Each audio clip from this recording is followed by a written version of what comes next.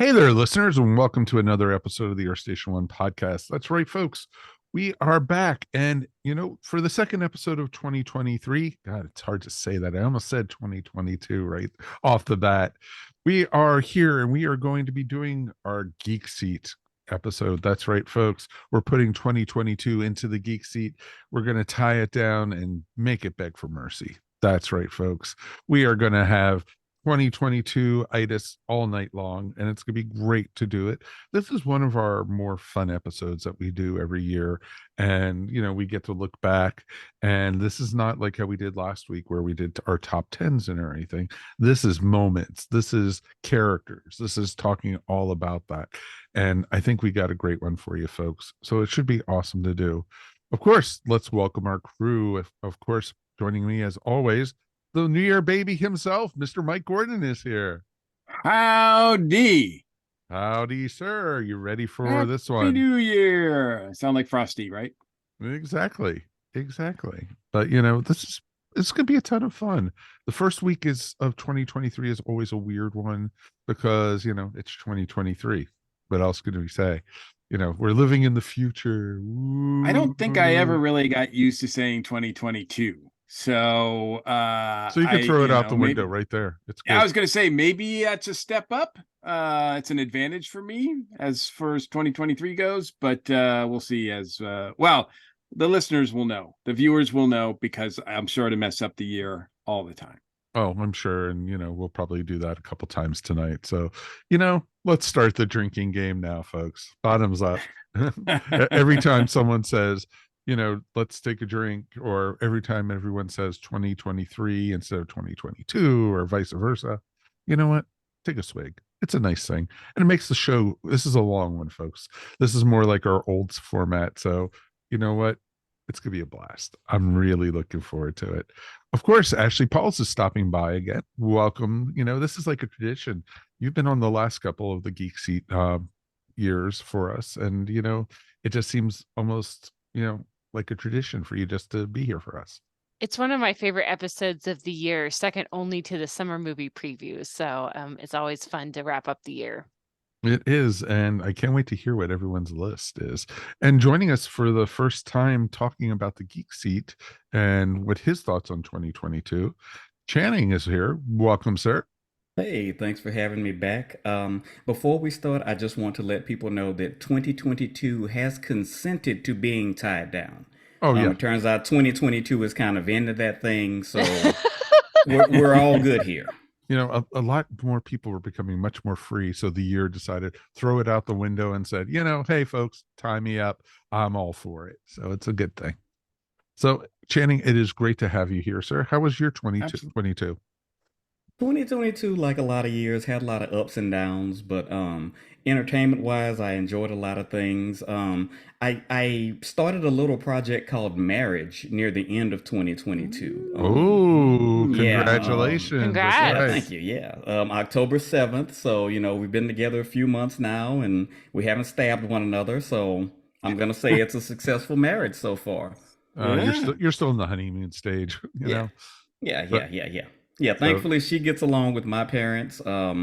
Probably they like her better than me at this point. Yeah, so that was a big part of 2022. If anything, I'm hoping for a quieter 2023 because trying to move across the country, plan a wedding, buy a house in the span of about, 3 to 6 months is not something I would encourage people to do.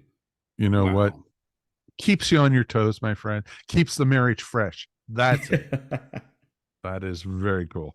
So awesome. Well, I'm glad to have you here, sir. It is really an honor. So, of course, we want to thank everyone at home who's been watching us up on YouTube. And, of course, if you enjoy our content, please like and subscribe. You can find the button right underneath. And I'm not pointing at Mike Gordon, I'm pointing below him. So it's always good. And it's not Ashley either. So, Yeah. but definitely, please like and subscribe. We would definitely appreciate it. And for all those who are listening on the audio version of this, of course, you get a little extra here and there. And there's the cat. The There cat we just made a go. cat's cameo. So we're an official cat video now, folks. So thank you. But of course, as I was saying, anyone listening at home, please, of course, if you enjoy our content, please subscribe to our show. We do really appreciate it. And feedback is always welcome, but just letting people know about us is always a great thing. Our numbers have been growing. 2022 has been a great year for us. We started the Earth Station One YouTube channel. We got into a couple new locations for the audio version. So, we're growing and coming to, a home near you. So, you're going to be serving dinner to us next year when we do the Geek Seat of 2023. We'll be just doing this personally. We'll be holograms in your living room or something. We'll be sitting there with that. The technology is changing so quickly. Don't be surprised. And I might not be joking on that one too, which is pretty fun. But it's going to be my just because they look can. like Boris Kojo. Just because they can doesn't mean they should. No. Most definitely not. But it's going to be a ton of fun. So feedback at Earth Station One is always the best way to get in contact with us. If you have any comments and stuff, and we did get a couple of comments that we'll be reading over at the end of the show. So we got a comment on Wednesday Adams, actually two of them, one from Ashley's dad even. So it's awesome. Oh. So, he of course left feedback up on YouTube. So thank you to our number one viewer up on YouTube. It's always awesome. Now we have to see if he keeps on watching when Ashley's not on the show. That's going to be the big part. Yep. That's going to be the big one. So would anybody? No. Oh. No. Nope. I don't think so. But yeah, it's going to be a ton of fun. And of course, if you want, as we always like to say, howdy to our patrons. Our patrons are our lifeblood. For those who don't know what our Patreon is, the ESO Network has an amazing Patreon with 4 different levels right now, and anywhere from $1 up to $15. It's you can help support ESO, and there's some amazing bonuses you get out of it. You get exclusive material, and it's just a ton of fun. And you too can take a shot at the Geek Seat at our $20 level. Our $15 level. $20 level is not there yet. Coming soon. Hint, hint, nudge, nudge. 2023, the future is here. So we have to wait and see, but definitely check it out. All you have to do is go to patreon.com/ESO Network. Definitely check that out. Of course, we also want to say thank you to our sponsor for this evening. Our sponsor, of course, is Tifosi Optical. Tifosi Optical has amazing sunglasses. With the new year here, the future is so bright, and you got to wear shades, as we like to say. So check it out. Tifosi Optical has amazing sunglasses, and as a thank you, you could put in the coupon code EarthStation1, and you can get 10% off your whole order. Not just one pair of glasses, but your whole order. And they'll even do prescriptions for you. So definitely check it out. TifosiOptics.com. Check it out. All right, Mr. Mike, are you ready to strap 2022 down? Take it for a ride around the block and, throw it out after we're done? Man, I think we're all ready for that. So much so. For those people who are new to our show, whether you're watching or listening, first of all, howdy, welcome. Second of all, the Geek Seat thing, it's just our way of doing interviews. We have a questionnaire that we have a select questionnaire that we usually have for people that we interview, and we like to apply that to things on a yearly basis of 2022 in this case. And so it'll be more specific. We'll go over the questions as we go through it, but just so you know, I don't claim to have originated this questionnaire. It was very much inspired by James Lipton from Inside the Actors Studio. He had a questionnaire that he actually got from Bernard Pivot, and Bernard Pivot got it from Marcel Proust, et cetera, et cetera, et cetera. So feel like I'm just continuing on the tradition of all these weird and wacky questions. We have our cards here. We're ready for these questions. Gotcha. Basically, it's I just I don't claim to be original. I guess that's what the dude in podcasting and in radio, there's no such thing as an original idea, so it's okay. No kidding. So just want to explain for those people who are new to the show, and maybe some people who were listening to the show all this time and did not realize that. But so anyway, we're going to start with big questions. We're going to start with probably the biggest question of all, which is what in 2022 was your favorite geek out moment? Now, this can cover anything from a movie you watched, television show, something you read, comic book, novel, something like that. But what was the favorite moment that made you geek out in 2022? And Channing, you're the newbie here, so we're going to start with you. Oh yeah, pick on the new guy. Oh yeah. Well, This was one duh. of the Come on. What are new guys for? this was one of those where it was like asking me to pick my favorite child, which is funny because, well, actually, now that I'm married, I do have a child. But this was a little tough because there was a lot to pick from. But if I had to go with just one, um, obviously, what they did with Black Panther and Wakanda Forever, that whole thing was just kind of a movie about grief wrapped in a superhero wrapper, and how they managed to handle that and how they worked in Namor, or Namor as they called him in the movie. A lot of people have been clamoring for that to see him. That was a major one. But if I had to give an honorable mention to one, it would be Glass Onion, which I know is recent. But the geek in me just loved the good murder mystery, and God bless Daniel Craig and his southern accent. That's really all I can say. But yeah, that's a very good one. I know that I would make it an honorable mention myself, but Wakanda Forever was just so full of, well, they call it the feels, right? Like you really feel a lot, especially in the beginning, but at various other points in the movie, the end and everything. It definitely is one of those movies this year, more than any other, that I think required tissues. Yeah, Ashley, what about you? definitely. Yeah, so my favorite geek out moment was falling in love with Star Trek Strange New Worlds. I feel like every year my favorite geek out moment is Star Wars. So it's sorry, Star Wars, I still love you, but I just fell in love with this show from the first episode. The Star Trek original series characters have always been close to my heart, and I love that this series is taking some of those characters, that time frame, and just having this fun, great adventure. I looked forward to watching an episode every week, and it was just such a fun, enjoyable experience, and I can't wait to see it return. So that was my favorite geek out moment. My honorable mention was also just loving the show House of the Dragon and hearing the Game of Thrones theme song again every Sunday night. And then I am so far unspoiled. I know that George R. R. Martin's writings are out there, so some people know how this whole thing is going to go down, but I don't. And so I'm really excited to be able to again watch each week and just be a part of that geek experience. So just those two great stories made me excited to be a geek in 2022. Strange New Worlds was definitely one. It got me back into Star Trek, so I recognize your feelings on that, and especially as a fan of the original series, especially that finale, which Oh yeah. ties in Yes. so closely with an actual. I won't spoil it, but for an actual, we may spoil some things, by the way, on this show tonight. So we will try to warn you when we do so. No, But you've just warned them. You don't have to warn Yeah. them again. You've Yeah. been Oh, there you go. warned. There You you go. have been warned. So there you go. At least I will try. Now, some of the others might be a little bit more ruthless than that. But anyway, yeah, that season finale that ties in so closely with, and one of the original series, one of my favorite original series episodes. That was a lot of fun. I really appreciated the work they did on that. Mike, what about you? What was your favorite geek out moment of the year?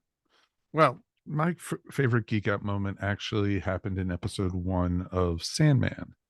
Actually, when Burgess did the incarnation, and they were, doing the chant, and Morpheus showed up in the circle wearing the helmet and the hood, and having them stripping him naked and him laying there in the circle, was right from the comic book. And it was just looking at the TV and yelling, Neil has done it. He has brought Sandman to life after 30 years of trying, and it being so good. That was a true geek out moment for me. It was just amazing to see. And just the whole season, there were so many moments, but that was the first one. And then later in that episode, when Morpheus got free and he had transformed into the cat, and the guy was following him, and he was sitting in the room, and you see his shadow, and all you see is his red eyes. That was that was just like, oh my god, it is the drawing. It is awesome. It is really cool. It was difficult for me to choose a moment from the Sandman that, I mean, we talked about it last week when we did our best ofs, because every episode was right from the comic. It was maybe not a complete, like 100% faithful, but the feelings were there. And I think for me, the meeting between Morpheus and Lucifer, I was just like, I can't believe I'm watching this right now. It's one of my favorite sequences from the comics, and I can't believe that they are doing such a phenomenal job on this right now. Oh, exactly. Or his conversation with Death, his sister. Yes, That was that whole episode was outstanding as well. Exactly. So that was my favorite. Honorable mention, of course, was the revival of Kate Bush because of Stranger Things. Was just awesome, and it was great. I love it when a young audience gets rediscovers a great artist. You also had that, of course, in Wednesday, also when she was doing her dance and everything. And Peacemaker. Yep. Oh, the Oh yeah, Peacemaker, that yeah. dance at the beginning, is just awesome. A lot And of dancing. exactly. So, you know what, folks? I think, it's great to have classic music back. And it's great when younger people, when people in their teens now are going, oh, who's this? I've got to look it up. And then they sail to the top of the charts because they realize, hey, this music is pretty darn good. Yeah. So that's when we great. were. That's what we did when we were younger, listening to like or seeing something and use something from the '60s or '70s, right? And yeah, that's outstanding stuff. And I was really happy because I love that song by Kate Bush. I mean, that's one of my favorites of hers anyway. And the fact that it was used in a respectful way, because sometimes filmmakers or whatever try to do something ironic or something, flip the script on some and use some song so that not the way it's intended. But man, it was so powerful when that was used in Stranger Things multiple times. And it was great that they didn't have someone just redo it. So that was awesome. I agree. But none of those made my list. There are honorable mentions to be sure. But ultimately, and I kind of talked about this a little bit last week when we talked about our favorite movies, but I'm a Batman guy. And the beginning of the Matt Reeves film, The Batman, is still one that gives me chills. It is the best, by far, the best beginning of any Batman movie. And I'm not talking about the scene where the Riddler kills the dude. Like that's like after that, once the narration starts and the signal goes up and they show everybody on the street kind of looking at the signal and looking into the shadows and finding like which one is he going to pop out from and everything, like, and how his presence affects a city on that street level had never been done before in any Batman show, except for maybe the cartoon, the animated series. And right then, I knew that this was going to be a special Batman story, and I love the movie. There's some issues with it, to be sure, but that tone that it sets up is probably the best tone Batman noir or Gotham noir, whatever you want to call it. That there is for any Batman movie, and I will put that up against the Michael Keaton films and anything else any day of the week.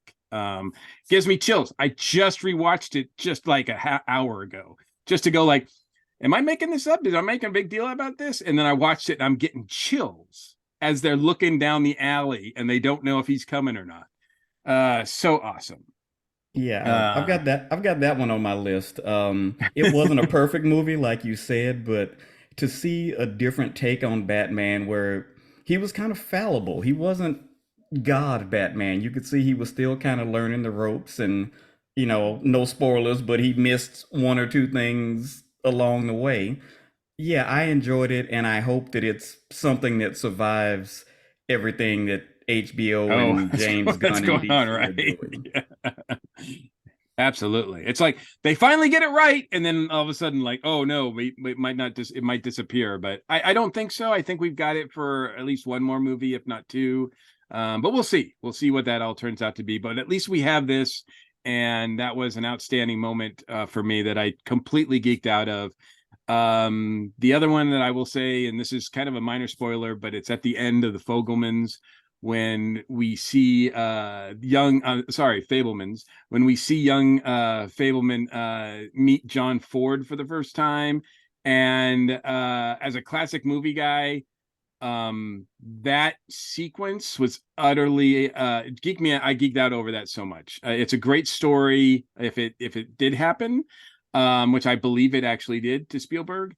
And the fact that John Ford is played by David Lynch, and David Lynch is there being directed by Steven Spielberg. I mean, it's just like on so many levels. It's like, whoa, this is just such a big moment. It's a geek out moment. I just love that. I love that scene. I loved it even more so because after he left and they did the shot of him walking Right. out of the studio and they changed the horizon line on it to make it Yep. interesting instead of dead center.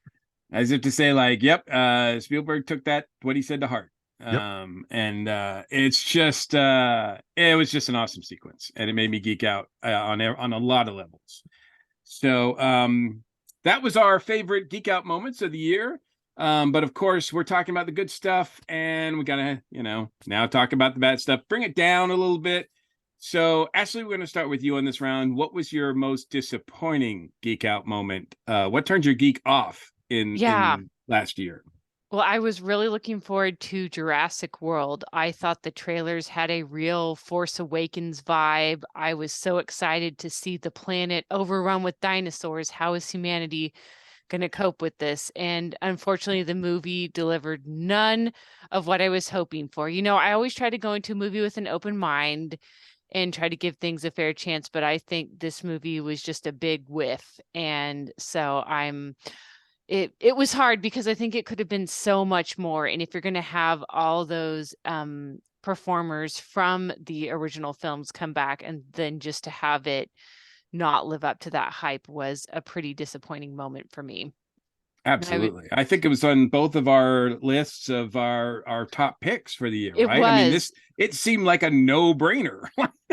And yeah, so I'm still feeling sad even as I bring that back. Just remember sitting in IMAX and then slowly realizing over the first 10-15 minutes, like, this is not going to be what I think it's going to be. But my honorable mention, or I guess dishonorable mention, is the Book of Boba Fett, which I had a lot of hopes for that too, and there were some good moments, but part of the problem was the best moments were the moments with the Mandalorian, and the show wasn't the Mandalorian, it was the Book of Boba Fett. So I feel like this was just not a terrible show, definitely more watchable than Jurassic World, but definitely not all it could have been. So it's always just kind of hard when you're really looking forward to something and it just doesn't quite deliver what you were hoping for. I could see that totally. There were so many scenes. It's like, oh, this is gonna be great. This is gonna be great. That's what they did. What? Yep. So yeah, I could totally understand that. Yeah, I didn't feel as disappointed, but yes, I did feel like there was something missing from that series, especially after we got like Andor and all of that. I was like, man, I just feel like when I look back on what the year for Star Wars was, it seems like there was a couple of missed opportunities. Yeah. Yeah, so, my thought on it is kind of, it was okay, but I don't need a second season. Yes. There's nothing that happened that makes me want to. Okay, maybe seeing more what Fennec Shan is doing, because I love Ming-Na Wen. But yes, I don't need another Book of Boba Fett. Yeah. No. Yeah. How does Boba Fett get like sort of upstaged by almost every other character in his own show? I think that was part of the problem too. Like, there's some great side characters, but wait, this is the Book of Boba Fett. Like, you poor guy, he's relegated to like the end of the chapter. So. Exactly. Just put him back in the tank. He'll be okay. Yeah. Absolutely. All right. On that note, Channing, what was your most disappointing geek out moment? Oh boy, this was an interesting year for disappointing stuff. I'm gonna start with some low-hanging fruit. The Resident Evil series on Netflix. I get it. It was a show based on video games, so it was a very low bar that I had for it. But I looked at that cast and the resources they were putting in it, and I really thought it was going to be better than it was. I even tried to watch it because I have a love-hate relationship with shows that time jump throughout the episode, not even throughout the series, but just throughout the episode. And Right. they were doing so much of that, it was really kind of hard to follow. The plot was kind of all over the place. So yeah, I was really disappointed. I was hoping it was going to be one of those video game shows that kind of broke the mold and was at least watchable. And yeah, I just gotta say that it wasn't. Switching over to the hardware side, Google Stadia. When it was announced, I knew it wasn't gonna last, but I'm still kind of sad that it got canceled. I don't get to play games as much as I do, but I still follow the industry very closely. Mhm. And there was some merits behind it, but I also know it was kind of first generation. But Google Stadia, when Cyberpunk launched, and basically no console could play it. Google Stadia was one of the few systems you could play that on just because of the whole distributed gaming, everything in the cloud. It played well on Google Stadia while they were still trying to get it fixed on Xbox and Sony. So I'm kind of sad to see that they just cut it instead of trying to give us, Stadia 2.0 or growing the ecosystem on that one. So yeah, Mhm. those are two kind of big ones. Yeah, absolutely. Absolutely. Mike, what about you? Oh, that's a good question. No one's going to be surprised by this. The last two episodes of Doctor Who they did this season, you know, Mhm. Chibnall, why bother? You phoned it in. It was such a disappointment.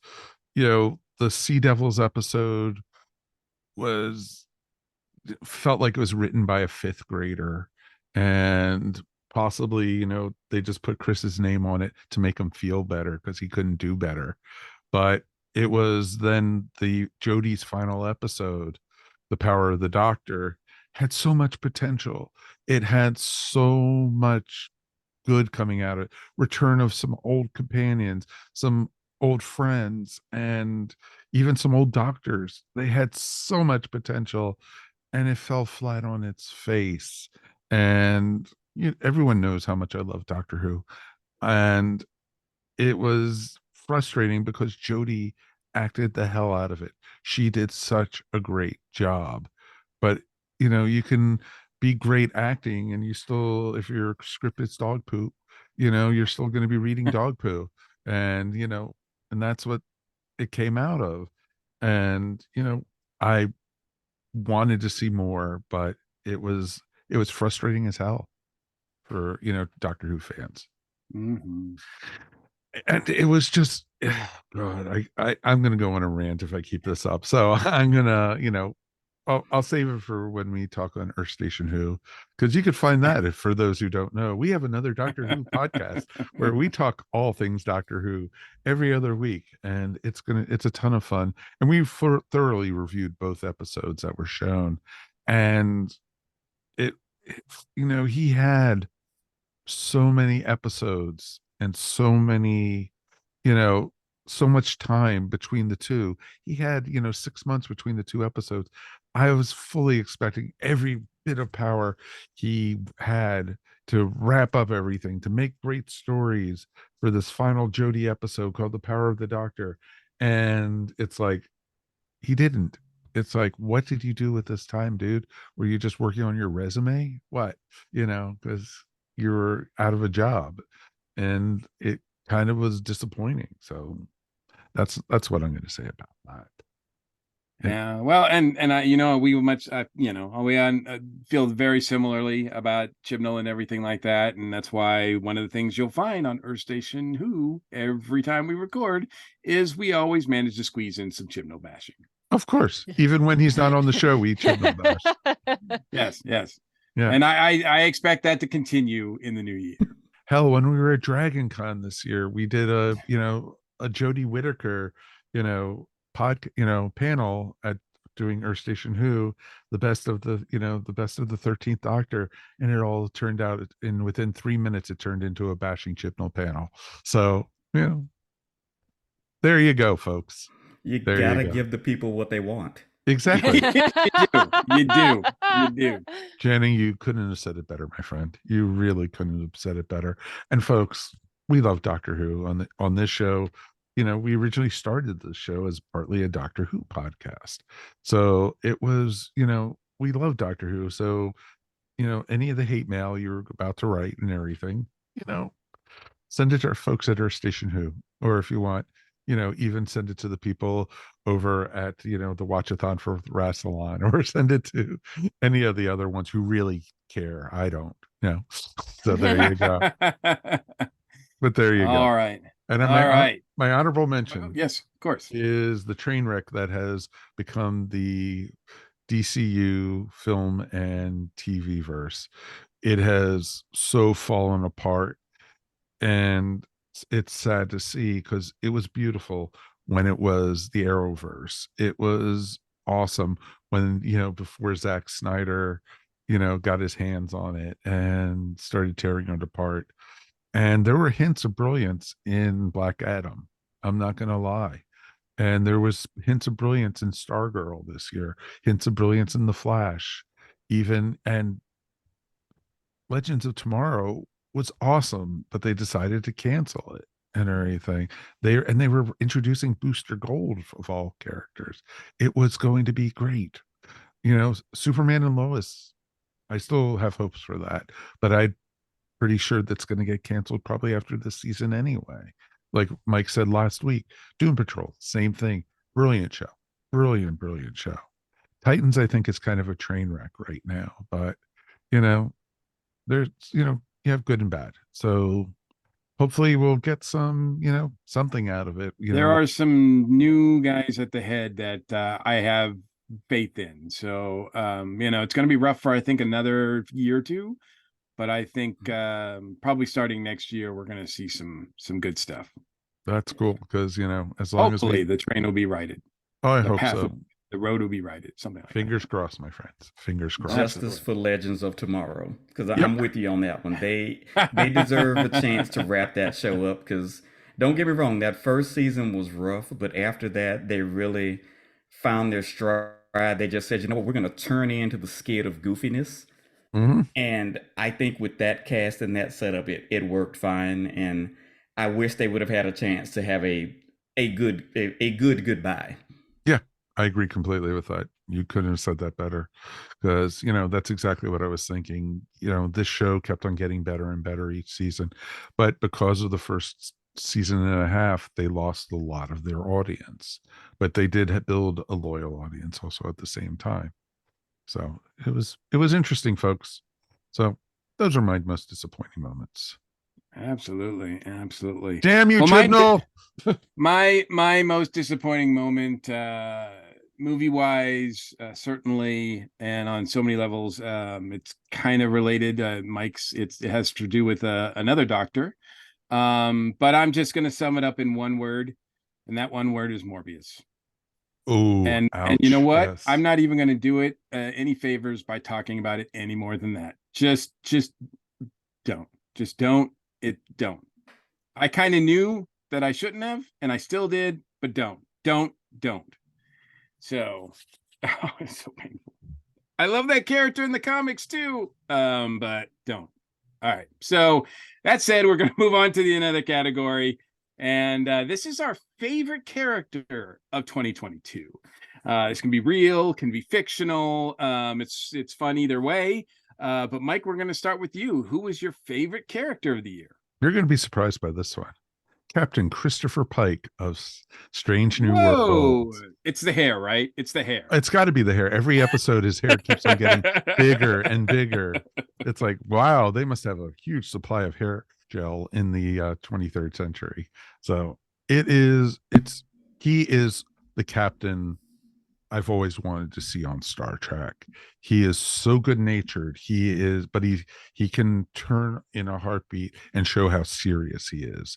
And Anson Mount is awesome as it. and he has fully fleshed out this character who only appeared really in 1.5 episodes of the TV series, and then once, and then again in the Kelvin universe or whatever they call it, and Yeah, that first or those first two movies.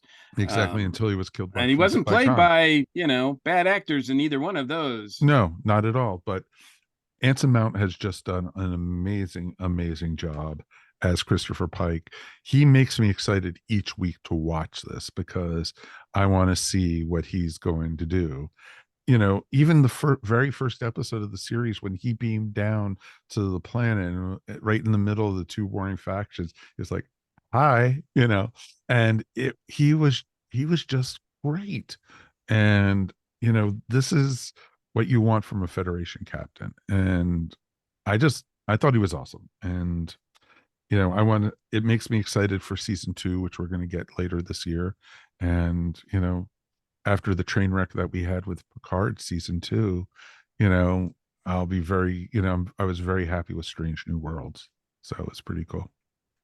Yeah, absolutely. Absolutely. Ashley, what about you? Who was your favorite character of the year? My top character of the year is none other than Wednesday Addams, which is fun because that was a show I wasn't even going to watch. So shout out, thanks Dad for making me watch that series. Jenna Ortega, what a great iconic performance. Just I fell in love with the character. I loved her vibe, just everything about it. Such a fun, entertaining show, and none of it would have worked without that great lead performance anchoring it. So, yeah, just one of my favorite surprise series of the year and my favorite character. And my honorable mention, have to send some more love to Captain Christopher Pike for all the reasons that Mike said. I feel like he's a little bit of a mix of some of the best qualities of the Starfleet captains we've had over years. And again, like best hair in the Federation. I don't know how he does it throughout all these adventures, but shout out to Captain Christopher Pike. I'm looking forward to seeing more of his adventures to come. Absolutely. Absolutely. Channing, I think you were nodding in agreement on that. I take it we've got a duplicate there. Yeah, definitely had Wednesday Addams. I love the show. I love the character, the dance. I mean, it is dead on. It is a role that I associated with Christina Ricci for so long, and she's just really turned it and made it her own. And yeah, and it's just a good show all around. As a bit of an outcast myself, sometimes I can relate and respect it. But I'm gonna go a little off the sci-fi curve. There's a show called Abbott Elementary that I love to my core. It is a great show. It is probably one of the realest portrayals of teaching I've ever seen, which is also kind of sad. But there's a guy on there, he's the school janitor, and his name is Mr. Johnson. No first name. And he is one of my favorite characters because he just pops up and either makes a joke at the right time or comes in with some wisdom at the right time. He manages to relate everything to trash. It just comes along, and I jokingly call the show Mr. Johnson and Friends. But yeah, it's a great show. If you're not watching it, highly recommend it. And I gotta say it, my dude, Mr. Benoit Blanc, again, yeah, that Southern accent. He wears a full seersucker swimming suit to get into the pool while he's holding his drink. And I don't know if you've noticed, but he's kind of become a meme on Twitter in that they're putting him in other movies, but he's still got the whole thick accent. And there's one of him in Jurassic Park that I just think is great. It's like, well, sir, I just don't understand. I feel like when you were asking if you could do it, you didn't have the sense to ask if you should do it. Yes, it was great. Those were definitely favorites this year. My other honorable mention would go to going to back to Star Trek. Ensign Beckett Mariner from Star Trek Lower Decks, the cartoon show. I got into it earlier this year, and now I'm caught up, and I honestly love that character. a badass, a smart ass, and actually a nice ass, just kind of all rolled up in one. And I don't know how they've managed to pull that off. That's a little personal right there. No. Hey, you know. Eh, No. I mean a nice person. Hold on. Let me rewind that. Apparently that did not come Hey, up right. It's all Come right. out It's right. all right. It's all good. Yeah. It's all good. This No, is no, why no, we're- no. this is I'm why not we're video judging now, the folks, the you know? rear ends of animated cartoon women or real women. This is going out to Channing's wife right afterward, so it's okay. Yeah. Cartoon women she'd be okay with. So yeah. She knows who she married. Yeah. You know, Jessica Rabbit ruined us all as when we were young, right? Right. Yeah. Yes. So my favorite character of the year, I'm agreeing completely with Ashley. It was Wednesday Addams for me.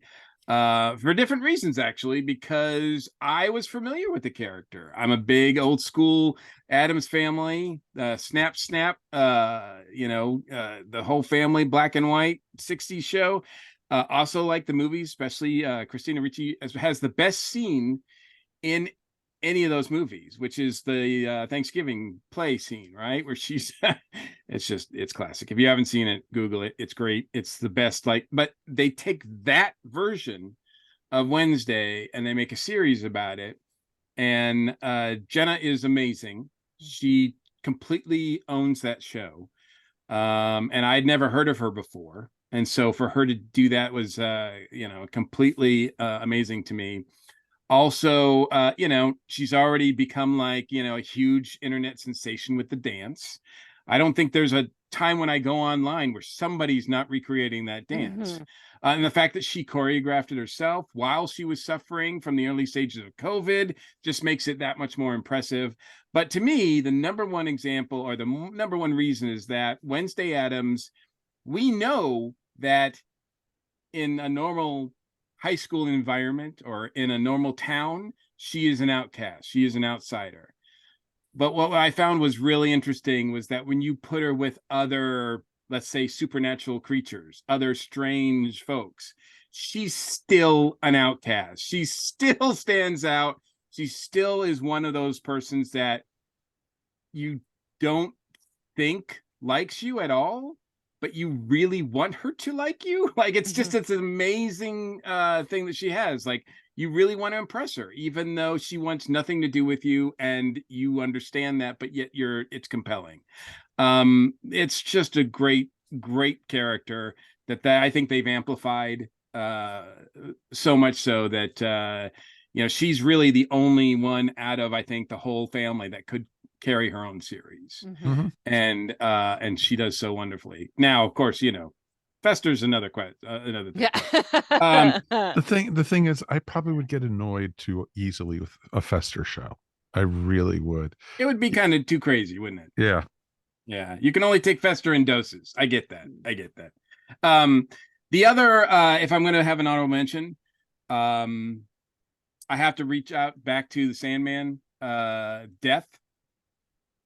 She was awesome. Played by Kirby Howell-Baptiste. If you had told me, because that character is so amazingly impactful in the comics. She doesn't show up a lot, but when she does, it makes a difference in almost every story that she's featured in. And even in this season, she's only in one episode, and yet that is like the sort of like pin on the wall episode for almost everybody, because it's such an amazing job, such an amazing character to bring to life. And Kirby, I know Kirby Baptiste from when she was on The Good Place. I thought she was amazing in that. And if you had told me while I was watching that show that Kirby was going to be playing the death and with the character of Death in the Sandman series, I was like, what? Really? Because it doesn't seem like she would fit at all. And I'm not talking about the color of her skin or anything, just the way she played the character that she was on The Good Place. Night and day, literally.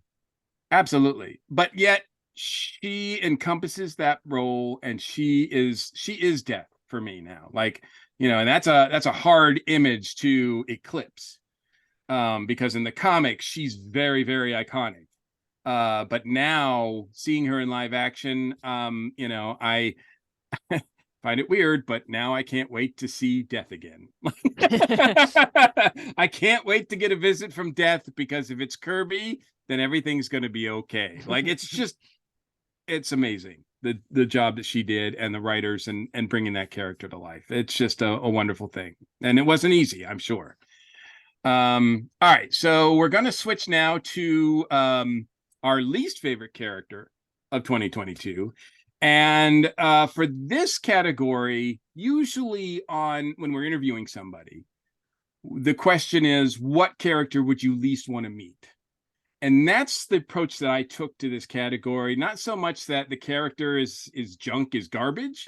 It's that, you know what? If I was in a dark alley, if I was in a well-lit alley, if I was just sitting at home, there's one character that I really got to know this past year that I would not want to have anything to do with. And that character's name is Lalo Salamanca. Salamanca. Lalo is, when he shows up in Better Call Saul, and that's the series for those people who don't know. Poor Howard. Poor Howard. Better Call Saul. This was the last season, and so there's a lot of things that are happening plot-wise, story-wise, character-wise, but through it all, there's a dark cloud overhead, and that dark cloud's name is Lalo. You never know where or when he's going to pop up, but when he does, I don't want to say it's trouble, because that's an understatement. I mean, it's scary, and the character is played by Tony Dalton, and man, does a great job of making this character so menacing that I don't know, I would get nervous meeting Tony. like if I just met Tony at a con or something, I'd be like, I mean, that character is kind of rubbed off on him, I think. So we'll see what he does in the future. But that is a nasty character. It's interesting though, because the character and the actor, because the actor also played Swordsman in Hawkeye. And, right, that's right. And he was a lot lighter in that series. Yeah, I hardly even really brought to my attention. I mean, I hardly even recognized him there, because he's so different. Oh, he is. And how they ended the first part of the final season of Better Call Saul, with Lalo showing up at Saul, well, actually, Jimmy and what's her name again? Jimmy's house, basically, the apartment. Their apartment, yeah. Kim and Jimmy and Kim's, and Howard was in there because he had just been let go and everything, and he was lauding them how they won and everything, and then Lalo shows up and how they ended that. And I'm not going to spoil that, because it is such a great scene. It was just amazing. So right, but it's not and like I said, and Lalo does terrible things throughout the season. Yes. I remember he was in the season prior to this, but I don't think we saw full Lalo until this year, because he was on a mission and he was enraged, and that is a charging bull that I do not want to be anywhere near. So I don't have any honorable mentions, because no one could stack up to Lalo Salamanca. And I should say too, out of all the Salamancas, like, I've never been afraid of any of them, but this guy, yes, like, because there's been other Salamancas in the franchise, and I've just been like, oh, they're okay, they're what they are. But Lalo is crazy. The twins got me scared a little bit, but yeah, the twins, whenever they show up, you're right. Yeah. They're an impending force, that's to be sure. Channing, what about you? Who was your least favorite character of 2022? However you turn to define it. So I actually broke it down. I have a least favorite fictional character and a least favorite real life character. The fictional character, it's actually a tie. From House of Dragons, Sir Criston Cole, and Daemon Targaryen. And there's like 80 people named Daemon on that show, so I'm specifically meaning the one played by Matt Smith. Criston Cole, he got rejected by a woman, and he just decided, you know what, screw this honorable knight stuff. I'm just going to be this backstabbing misogynist. I think he even runs a men's rights blog on the side. That's how hard of a turn that he took. And I love Matt Smith as an actor, and he's doing one of those where he is making me not like him because he's playing this character so well. It's like, you know what, he's really playing this character too well. I'm starting to wonder if he might be like that in real life. He's not, I'm sure, but yeah, Are you Damon is, sure? you know, fingers crossed. You know what, it's Matt a Smith, if you're mile listening, you wide, should but come on this podcast and let people know that you're not like that. So please, call him up and let him know. It's quite a distance from his role as the Doctor, that's for sure. Yes. Yes. Yeah. So those two, I can't stand them. I love the show, but I can't stand them. They're terrible, terrible people. Real life, they're kind of connected. One is Ezra Miller. Oh, go ahead. Yes. No, I was just gonna say that's high praise because I don't think there are like maybe almost everybody on House of Dragon is a terrible person. Well, this is true. So imagine how bad they have to be. Exactly. That's The what I'm worst thinking. of the top of the worst. list. I'm like, there's not too many. I'm like, can you name? That's a challenge. Can you name? That's another show. To name someone who's actually a good person on House of the Dragon. But go ahead. I'm sorry. I don't want to interrupt you dissing Ezra Miller because I mean, this is what's going to get us on, on all the on all the talks. I mean, there are so many reasons to not like Ezra Miller, and I won't get into all of them because some of them are like super duper creepy. But the fact that he has not been in someone's jail cell by now is just shocking to me. And I know they've had trouble finding him. And the fact that after everything that DC/HBO have cut, he's still with him as near as I could tell. And again, maybe it's because they just haven't been able to find him to give him the termination papers. I don't know. I think he might have pictures or something of somebody. Yeah, it could be. Yeah, I don't know how you release that movie because it's just a nightmare. Cancel Batgirl, but you keep Flash, which is just ridiculous. Yeah, I don't understand that at all. I have no interest in seeing it. Well, I mean, I that's not true. I do have an interest in seeing it, but not because he's attached. Not for the reasons you thought you would. Yeah, exactly. And that was kind of my thought. Like, I'm sure, because as near as I can tell, that movie is done and ready. And I guess, reshooting it with a whole new star and doing special effects would cost a boatload of money. But you just cut a bunch of other shows for a tax write-off. Right. Like, why not write that off? That one? And how much goodwill you'd get from that. And going back to what Mike said, that's my other thing. I'm not a fan of the higher ups at HBO and DC because you had a really good looking Batgirl movie that was basically in the can. I think they still had some post-production work to do. There was enough done where they were able to screen what they had for the cast. And you had some good representation in there, even though I know that's a bad word now for some strange reason. Not here. That would have been a moneymaker for them.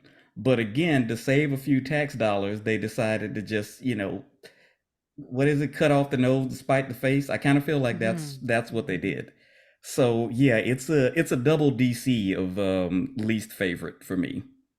Absolutely. Ashley, what about you? Who is your least favorite character? Well, I have two characters who are also from House of the Dragon, and they are There's so many to choose from. Another shout out to Sir Christian Cole, and then also Laris Strong, but also praise to the actors playing these characters because they do a good job really making you hate them. But Sir Christian Cole hurts a little bit more because at first I was kind of rooting for him. It's like, this might be an interesting, kind of like forbidden love story between him and the princess. And he goes completely off the rails. And it's like, no, I'm not rooting for you anymore. So yeah, again, great performance from the actor, but a character you just have to hate. So hopefully he gets his just desserts coming forward in one of these seasons. I think I don't think anybody's rooting for him anymore at this point. So yeah, there's no on House of the Dragon, Game of Thrones. There's no such thing as a redemption arc. It's more like, are they going to get their comeuppance? yes, there are certainly several characters I'm looking forward to seeing their just desserts, and Christian Cole's on top of that list. Absolutely. And Mike. Okay. Mine is a group of people, actually. It goes out to all the fanboys who came out against She-Hulk months before the show even came out. Even before you even saw the first trailer. Oh, why are they doing She-Hulk? Just bashing it for no reason, just because they're misogynistic assholes, basically. And you know what? They were proven wrong. It ended up being a fun show. And you know what? And I loved how they made fun of them in the show in the final episode, which was awesome. And, I'm glad, to see them get their comeuppance. It's just ridiculous. Fandom lately has just gotten more and more ridiculous, and it's gotten frustrating for somebody who's working in fandom, who's putting together fandom, and having all these people come out and comment, oh, this sucks because Disney bought so and so. Look at what Mike Gordon, look at what happened on Facebook this last week. You had to deal with something like that, and you did a wonderful job, you know putting that fire out. But you I have don't think the fire's out. I think it's just moved on to someplace else, and that's fine because it has no play. That stuff has no business being. He basically went in our group. Ooh, another shiny light. Ooh, let me go bother that. Yeah, in our group. I mean, it's just that's not what we stand for. We don't talk about it a lot because we don't think it's relevant. Like we don't want to support it in any way. We don't want to help promote it in any sense. No, you don't want it. And that's part of the ridiculousness of it. And the hatred that came out of this, anything from tearing down Tatiana to tearing down the effects to tearing down the showrunners, anything to deal with Marvel, and you ran into a lesser effect with Ms. Marvel and such, but She-Hulk got most of the hate. And I enjoyed the show. It didn't make my top 10 because there was just so much great content out there, but it was an amazing series. And I was glad to see, Marvel make fun of themselves in it even, and just have, be able to look at fandom and thumb their nose at them, basically. And that was what was awesome about it. And, go ahead. Yeah, no, I was just gonna say, and with all the dark and gritty superhero stuff, it was nice to have a Miss Marvel and a She-Hulk, something just kind of light, kind of a palate cleanser. Feel the same way about Ant-Man. After seeing people get dusted for 5 years and dying, it was nice to see just a heist movie with some funny characters. Exactly. No, you are completely right. And it's funny because you don't, fandom's supposed to be fun. And that leaves me to my second one. Damn you, Chibnall. But okay. But yeah, that was number 2. And then number 3 was my least favorite character on any TV show I watched was Cyril Karn on Andor. He was just one of those characters that is just so one track minded. All he wanted to get was that he wanted to get Andor, but he wanted to capture this guy, and it cost him his job. He still wanted to do it, and his life was falling apart. And it just shows what petty of a person he is. And everything. And he was just not a likable character. And I knew you guys were going to do House of Dragons, so that's why I didn't go for it. But so he's my not redeemable character because I don't think he can be redeemed. That's true. But I would still say that no offense, but if you put Lalo in House of Dragons, if you give Lalo a dragon, oh God, everyone's dead. That doesn't work out well for anybody. So he is sitting on the Iron Throne. What do you mean? Within 10 minutes, he's on the Iron Throne. What do you... I would like to counter with, can you imagine Ezra Miller with a dragon? Oh, No, don't. That's okay. So Exactly. now we're gonna have to. There's websites for that, folks. You can go. We're now because of that, it's gotten out of hand. We're gonna have to take a break now, because that's just something that we should all just be quiet and just get out of our minds. Think about as much as you have to, get it out of your minds, and then when we come back, we're gonna have some more good stuff and some more bad stuff of 2022. All right, YouTube people, this is where we take a break on the audio version. This is where we have a little bit of bonus content for you guys at home. So I will be right back. Yeah, well, then Mike is going to disappear for a few minutes. So Channing and Ashley, since we don't have Mr. Mike Gordon, what is your least favorite thing about Mike? No, just kidding. Yeah. Oh gosh. No, I wouldn't do that. No, for 2023, I'm going to throw in a little bonus question for you guys. What was your most memorable moment on a TV show or movie for 2023? I want to make you guys think for this one. Memorable moment. And or it could be real life even. And Channing, if your wife hears that you didn't say your wedding, she's going to kill you. well, thankfully you said on TV. Now, yeah, if you said in real life, yeah, definitely it would be wedding. Okay. On TV and film, I know it wasn't spectacular, but the appearance of the great value Illuminati on Doctor Strange in the Multiverse movie, that watered down version of the Illuminati that just got destroyed by Wanda. I don't know why, but that has just always stuck with me, because part of it is because I feel like it's Kevin Feige being petty, and I'll explain that later. But just how quickly Wanda ran through all of them. And the Illuminati is in the comics this powerful group that should have been able to put up a better fight than that at bare minimum. And I just, it was meant to be serious, but I truly laughed during that whole fight scene. No, that's good. That was a great scene. I geeked out to totally seeing, Patrick Stewart and John Krasinski up there. I was just like, because that was total fan service, seeing John Krasinski as Reed Richards, and oh yeah, it was just awesome to see. What about you, Ashley? My favorite geek out moment was I got to go to Disney World this year and ride Rise of the Resistance, the Star Wars ride, and I literally felt like I was in a Star Wars movie. Like, I was grinning. It was incredible. It felt like for just like 10-15 minutes I was in a Star Wars movie, and it was just a really special experience. So I was geeking out pretty hard during that. Wow, that is pretty awesome. And so you didn't pay the $6,000 a night to stay at the hotel, did you? I did not.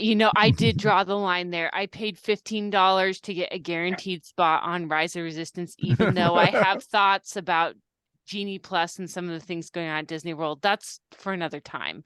But yeah, the Star Wars hotel looks cool, but I don't have a spare $6,000 sitting around. So if some generous patron out there would love to donate, I'll be happy to go and write a review for Earth Station 1. But wow. If only we had it in the budget to be able to send you, So yeah, unfortunately, I'm just gonna have to pass until they drop the price on that one. Awesome. You shouldn't have to take out a second mortgage on your house to stay at a hotel. Right. Like, I mean, it's cool, but gee whiz, I'm not going into debt for a 3-night experience. No, and it's not $6,000 for the whole family. It's $6,000 per person, folks. Yeah. When they say that they provide priceless memories, they really try to emphasize on the price. Load up as much as they can to it being priceless. Right, like you'll never go on a vacation for the next 10 years. Ever. If you're lucky, yeah.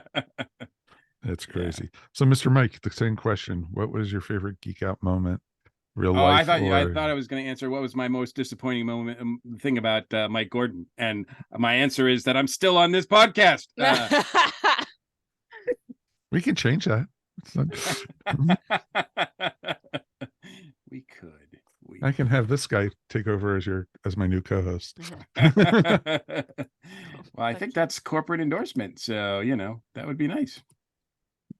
No, we're not done by Buc-ee's. No, if Buc-ee's is interested in sponsoring the ESO network, we would be honored and glad to be able to take that sponsorship for the fine folks at Buc-ee's, located outside of Texas in all across the Southeast now. It's awesome. Absolutely. That would be crazy. Yes. So awesome. All right, Mr. Mike, you ready to come back? Hang on just a second. I want to check something before we do. Should just be a second. Okay.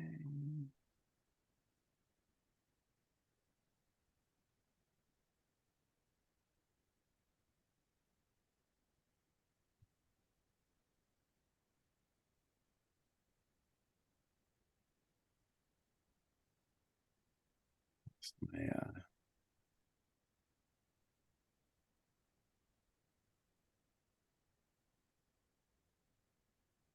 Okay. All right.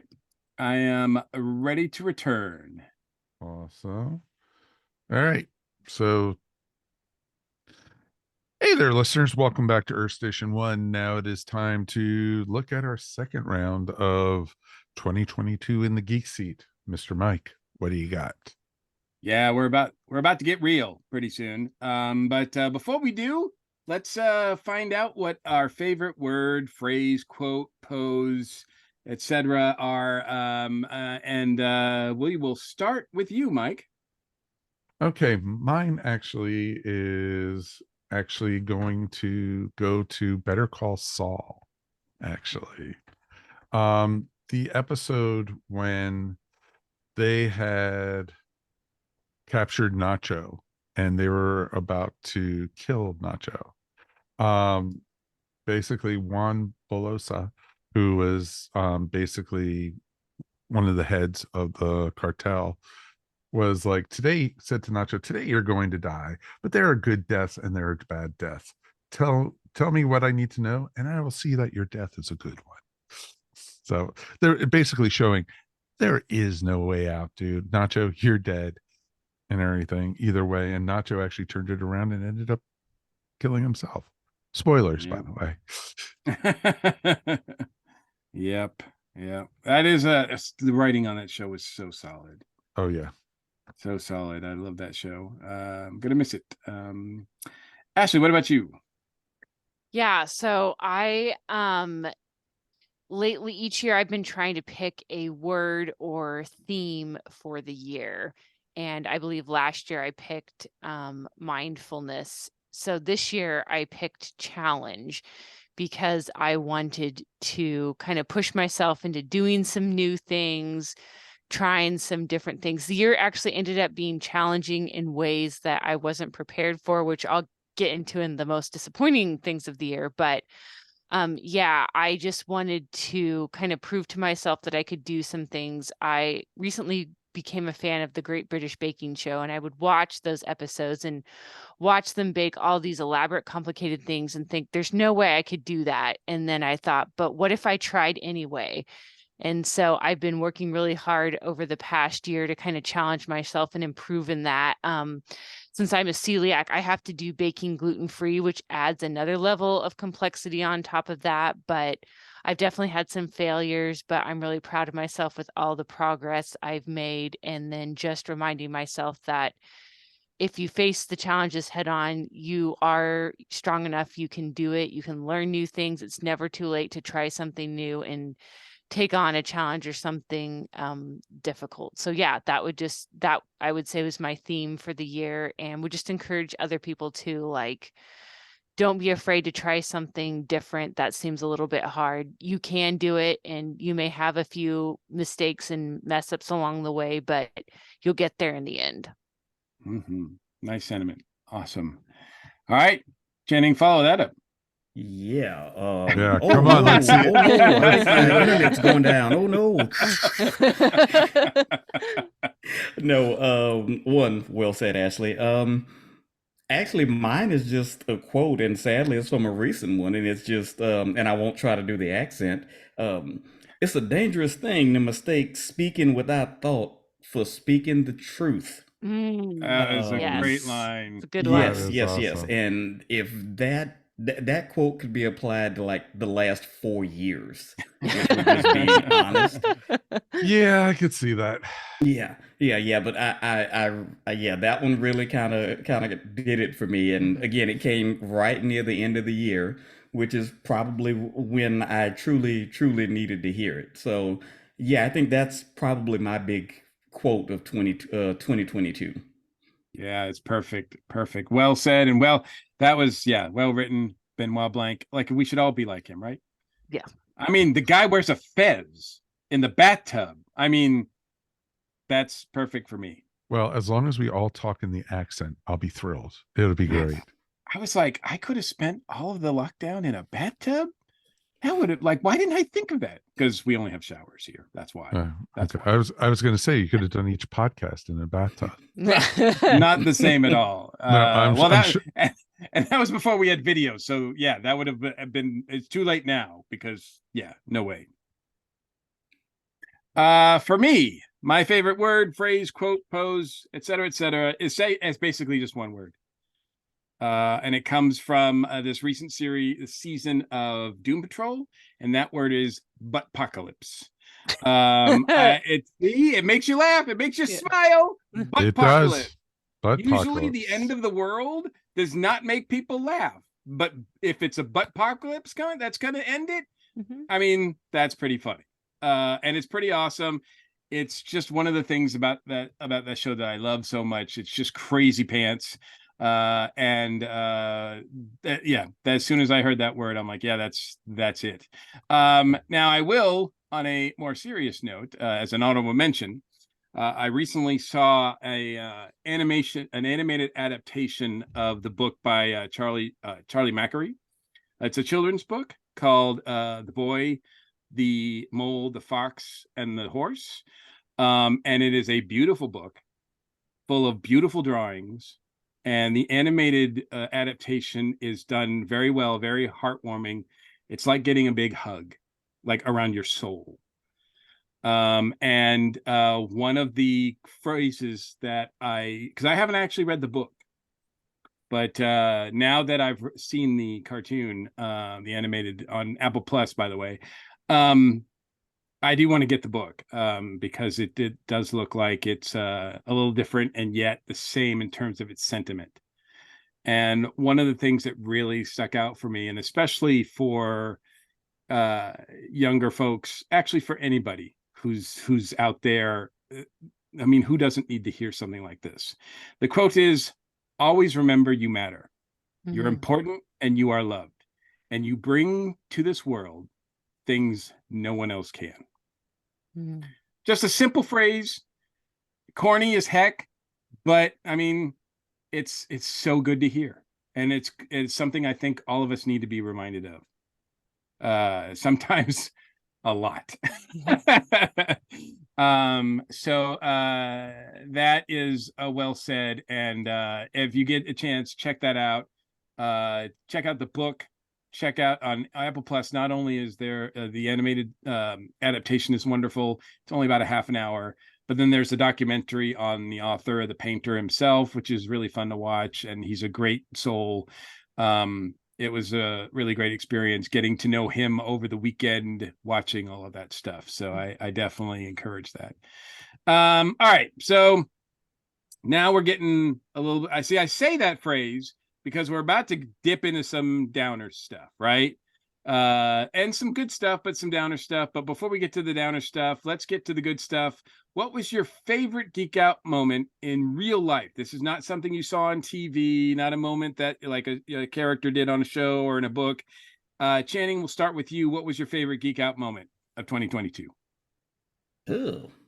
Um, I got to march in the Dragon Con parade for the first time, which Mhm. was really fun. Awesome. That's And great. you're seeing you're seeing it from a different angle, so seeing all the people there. But I think my favorite moment had to be something that happened at my wedding. I love my wife, but she wanted a simple, no shenanigans wedding. So, I didn't get to wear my cape, Aw. or, Man, I hate dress up that. like Lando or anything like And that. you know what? My husband wouldn't let me do any Star Wars stuff either for my wedding. So I feel your Yeah. pain. Yeah. I couldn't go in dressed down as my favorite G.I. Joe character or anything. So I was well behaved. But two of my friends who I invited, one, they drove from South Carolina to Houston, Texas for the wedding, but they snuck two lightsabers in. And I will have to find the picture and post it. There's a photo where we're exiting and all the people are outside, and they managed to get the lightsabers and hold them up and cross them like the soldiers do. So there's a shot of my wife and I walking out under these two lightsabers. That's wonderful. Yes, and Oh, yes, had they not have done that, there would be absolutely nothing geeky at my wedding. So I'm glad they worked that in. And since it was near the end of the wedding, she either didn't care or was just too tired to care. So Yeah. either way, I won. yes, and yes to the Yes. Was that your Christmas card this year? It should have been. Yeah. It should have been, and it still might be in 2023. Very nice. That sounds awesome. Yes. Sounds awesome. Ashley, what about you? What was your favorite geek out moment in real life this past Yeah. year? Well, my favorite geek out moment of 2022 was getting to take my daughter to Disney World. Is one of my very favorite places in the world, and she had just turned 1. So just getting to see her, the joy of like taking her on her first ride. And she actually, poor thing, she actually cried when the ride stopped because she wanted it to keep going and didn't understand why we had to get off. So just like seeing the magic through her eyes and like getting to take her to Star Wars land, and she was wearing a little, dressed up as Rey, and see people say like, "Oh, there goes tiny Rey." It was just really cool to be able to introduce a big part of my geek fandom to her. And even though she's 1 year old, she's not going to remember it, but we'll have those pictures and memories, and hopefully more geeky good times with me and her to come. Absolutely. That sounds like a Christmas card too. Yes, and it was. Yep. So our Disney pictures did make the Christmas card. Okay, I'll ask you, Mike. Do you have a holiday card, a Hanukkah card moment from the year? nope, I don't celebrate that kind of stuff. No, my geeky moment, of course, for the year, of course, was us starting our wonderful YouTube channel. Mhm. Finally, after years of us talking about it and just chatting and talking about it over years and years and years, we finally buckled down. We have years worth of videos that we actually have recorded, and of interviews and segments and everything of our station one ever since we switched over to Zoom, actually, from the evil Skype, as we like to call it. We actually have been doing you know recordings of it, but we finally got around to saying, it's about time we started to get a YouTube channel, started to expand our community and everything, and we did it. And we did it, and we got subscribers. People are actually watching us. That is one of my geeky moments, of course, of this year. And it's just amazing when you have something like that, and actually people writing and say, hey, it's great to actually see you and Mike finally, and actually get to see us talk and interview and have segments like this. And it's just fun when this actually comes around and everything. It's pretty cool. And my wife wouldn't let me have a lightsaber at my wedding either, so it's okay. That's We why feel your I'm pain. not. I hear you all, and people ask me, why aren't you and Michelle married? That's why. That's why. No lightsaber, no deal. That's why. No geeky stuff, no marriage. So there we go. My favorite geek out moment of the year was happened in the summer when I went to Wonderfest in Kentucky, Louisville, Kentucky. It's a festival. It's a con I've never been to, and it's mostly for model makers, and I appreciate that, but it's not usually my thing.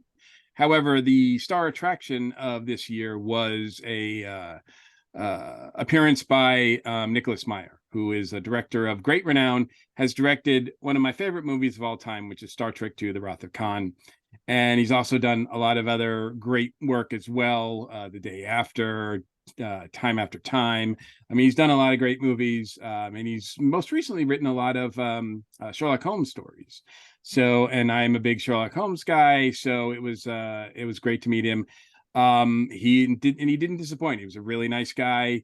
We talked about, actually, I didn't geek out completely. I didn't freeze. But despite the fact that I've been sort of admiring his work for most of my life,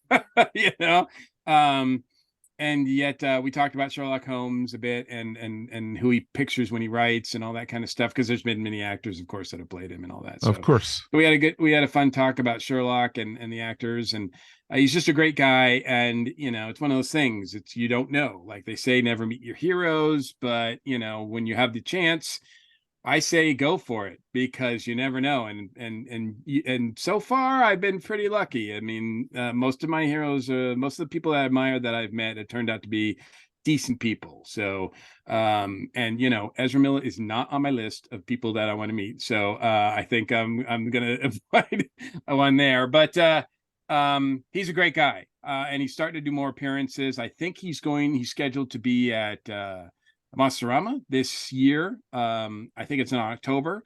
So if those people are in the Atlanta area, or you want to come to Atlanta to meet Nicholas Meyer, as well as just hang out at Monsterama, I suggest doing so, because he's a great guy.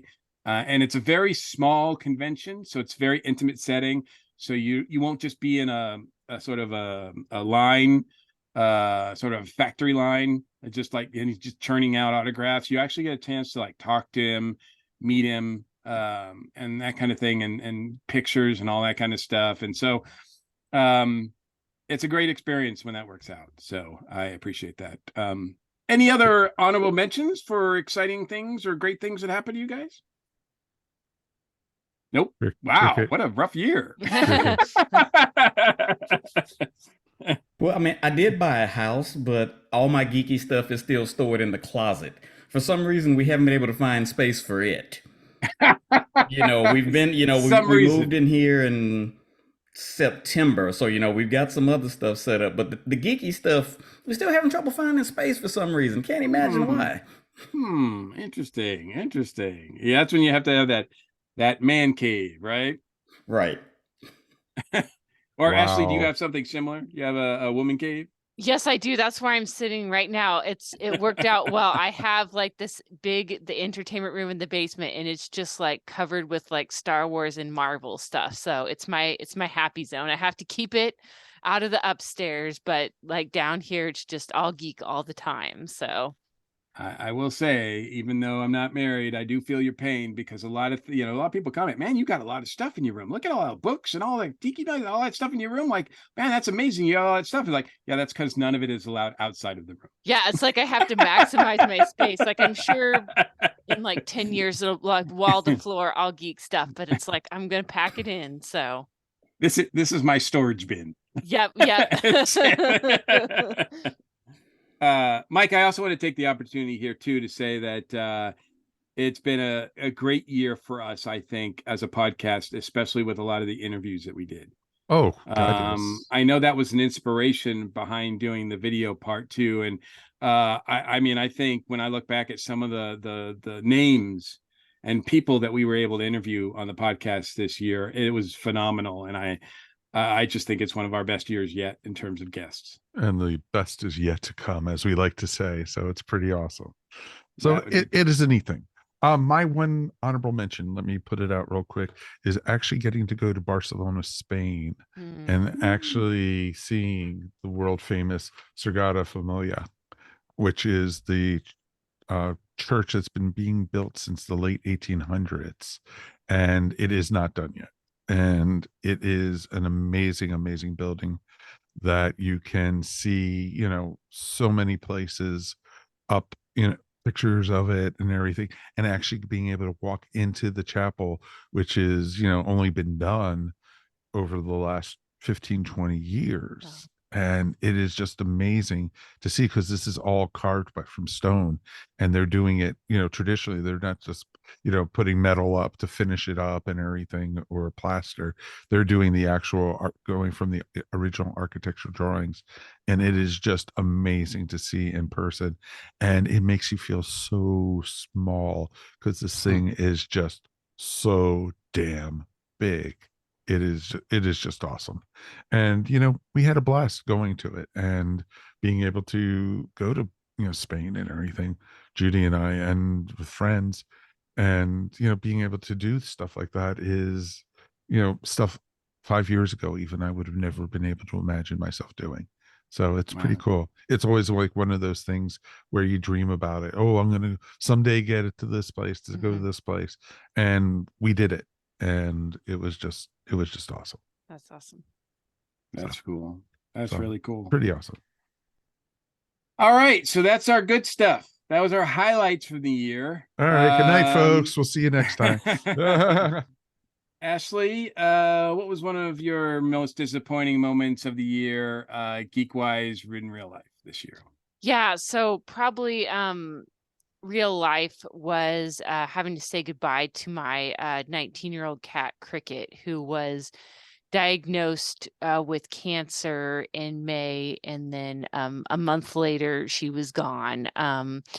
I would always go downstairs to like watch TV, and she'd be curled up on the couch with me. So just having to say goodbye. And I mean, 19 years is a long time to just have that friend a part of your life and to not be there anymore. So still dealing with that. Halloween was hard this year. Cricket was a black cat, so I love Halloween, but seeing all the decorations was a little bit tough. But I do feel blessed. I was able to go to the shelter, and I've got her next to me right now. This is Daisy.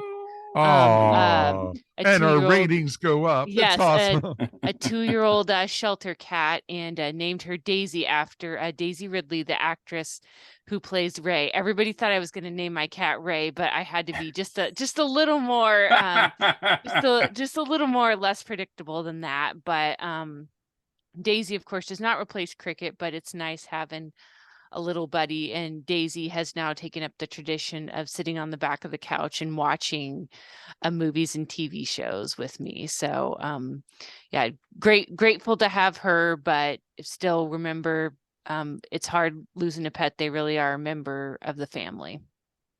Feeling I know all too well, and I'm sorry you had to go through that. It is tough, but 19 years, man. Yeah. That's quite that's a long life for a cat. So yeah, I think the equivalent, we looked it up in human years, is like 92. So was a good long life, and thankful that she didn't suffer too much, and the vet was able to help her, keep her comfortable. She was able to stay at home with us and give her as much love and comfort as we could. So grateful for the time that I did get to spend with her. And good on you for for adopting Daisy. They're not meant as replacements. It's just a new member of the family, and I get that too. So Channing, what about you? Dealt with a loss too. Earlier in the year, lost a pretty close family member. It was weird because we saw him at a family reunion, and I want to say about a week or two later, we got a call that went to sleep, didn't wake up. Wow. We knew he had been sick. And again, this was one of those close family members, so we all took it kind of hard. I will say, on the bright side, if you can find a bright side to death, as a family, we all rallied around our in-law, his wife, just to kind of remind her that, hey, you married in, but you're family. You're not going to stop being family just because, our cousin, brother, or uncle family isn't around anymore. Like she's still part of the family. But it was a big hit. It was a big hit. You have those people who are kind of the center of the family dynamic, or try and keep people together, and he was definitely one of them. So that was a rough one. From the geek side, at the risk of sounding like I'm trying to be a white knight, I feel like the gatekeeping and the misogyny kind of had an uptick last year. Very much and so. it really just ruins it. We were talking about fandoms a while back. I don't admit to being a Rick and Morty fan because Rick and Morty fans have ruined Rick and Morty, if that makes sense. So there are a lot of things that I like that I'm scared to admit that I like because I don't want people to lump me in with that toxic Gotcha. fan base. And that's a little bit of, well, I shouldn't say a little bit, that's a lot of a disappointment. And if I can be a typical horny male for just a minute, as a kid who grew up and did not have a lot of girl nerds to talk to, not because they didn't exist, but just because they were so spread out and we didn't have the internet back then. Seeing all of these guys now, especially these young guys who are like trying to keep women out of the fandom, like I would have killed to have some girls to play video games with. I would have killed to have some girls to come with me to computer camp to build a computer. Yes, I actually went to computer camp. And like you You're the have this one, now. got You it. have these members of the opposite sex who stereotypically for years did not like us. And now you have them, they want to be involved in these things, and you treat them like crap. Yeah, I just don't get it. And yeah, I find that to be a little disappointing because I know women who have experienced that in real life. And these are it's not good. these are the same guys who complain, why aren't any of those geek girls talking to me? Pretty much. Because you treat us like dirt. Exactly. No, exactly. And it's the truth. And it's just ridiculous. Yeah, I don't understand it. I mean, I know it exists and I acknowledge that it exists, but it just makes no sense to me how anybody gets any sort of perverse pleasure from that, you know? No. And on a much and on a much lighter note, Mike, thank you for sticking with me when I said if I could be a typical horny male for a minute, because I saw your eyes kind of like, okay, where's Channing going with this? Like, where's this going? Where's this going? I'm like, we're about to go on for a ride. It's going to be one of those evening, folks. Yeah. There we go. It's like time for remember buttpocalypse, right? We'll just keep that in mind, right? Come back to that. I was like going, do I have to hit the edit button right here or gotta keep Mike, what about you? What disappointing moment from real life, geek wise or otherwise? Two of them. Fandom wise, the passing of Kevin Conroy was a huge hit to me. He, how much we've been saying this last couple episodes, Robert Pattinson was a great Batman. Kevin Conroy was Batman. And he will always be Batman. Whenever I read the comics, whenever I, think about it, I hear his voice in my head, and everything. And it's just crazy when you have just an actor to, associate with that. And it was just amazing. And Kevin's passing was a real kick in the nuts when it happened because it was out of nowhere. I didn't know he was sick. I don't think any of us did. He kept it very private and to, close number of people. And just, when somebody posted, I was like, what? It was just shocking. And it was a huge, real disappointment, and I'm sorry to hear that he did. And he was such even outside of the role, which he embraced, which is another thing. Most actors that play Batman go through a period where they do not embrace it, but he always did. And he was just a nice guy. I had the honor of meeting him at a convention up in Rhode Island, and I hope I never forget. With my brain, you never know. But one of the best moments that I recall every time I think about him was when I was setting up my table and everybody was filing in, and all the other celebrities and guests and artists and comic people and everybody was filing in doing their thing. Suddenly, from rows over, you just heard this voice just booming. Apparently Kevin had stood on the table and just said, "I am vengeance. I am the night." And it was just like, I mean, that just put a smile on all our faces, and it made the setup process so much more fun. He fully embraced being the voice of Batman. He was a great guy, and he has a great story too. He wrote that story that appeared in that comic for Pride this year at DC Comics that put out. It's a great story. It's an important story. It's an informative one. I don't think a lot of people who know Kevin really knew him based on that story, but yeah, he will be missed. Yep. And my second one, more on a personal note, was actually getting COVID this year at Dragon Con. Oh. And, had a great Dragon Con, had a ton of fun. I think I did, 18 panels this year, and Yeah. I had a blast. But, I came home with a really good souvenir, COVID. And, it didn't taint my show. It didn't ruin what I felt about Dragon Con or anything.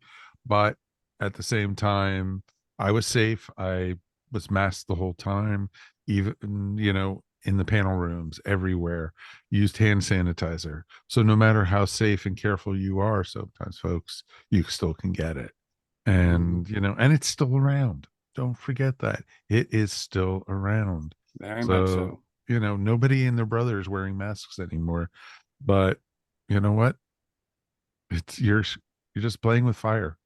And so, just be careful about it. And, it was disappointing. It was probably the worst couple days after Dragon Con, till I recovered from it. And it knocked my energy down for almost like 3 weeks. And in some ways, I don't think my voice is fully recovered yet from it and everything. So I still get raspy and everything if I talk too long. So, and I've noticed it, especially with us editing podcasts and stuff, and, and doing more podcasts and stuff. It's craziness. Mm-hmm. Mm-hmm. Yeah. So. I am fingers crossed. I still haven't gotten it. I'm still an odd man out here, but man, when you told me, I got freaked out because I spent some time with you. Yes, you did. Yes, you did. I got sick, but not you got sick, but sick. not sick. Not the COVID sick. All right, so disappointment on the subject of loss. Experienced some personal loss, and also, we all, as a geek community and as pop culture, we experienced a lot of loss of celebrities. It almost seemed like this was a boom year for that. As far as it seemed like every other week you were hearing about somebody that you recognized, that you grew up with, that you knew that had an impact, et cetera, et cetera. But the one thing that really stood out to me, since I'm still huge into the comics community, was how many great comic creators, that are no longer with us. Of course, big names, legendary names like Neil Adams and George Perez, Tim Sale, Carlos Pacheco, Kevin O'Neill, Tom Palmer, Paul Coker, Kim Jung-gi, Alan Grant, Ken Kelly, Brian Austin. Those are just a few. That's like about like a dozen of the folks that we lost. I mean, that's a huge hit. I can never remember a time when we lost so many people in the comic community. And it's not like it was, a conspiratorial thing. It just is, that time. It's just their time, and it's just sad that the thing about it that's not so sad is that they all left their mark. And you can just go to the comic stores, you can go on Amazon, whatever, go to your comic shop, don't go to Amazon, and find the works of these people, and they're going to live on. They're going to live on. But it's sad from a personal note, because I've met a lot of these guys, and they're great people as well. The comics community is full of, it's full of jerks too, but it's full of great guys. And nearly everybody on this list was a great guy. And yeah, we'll suffer from those losses.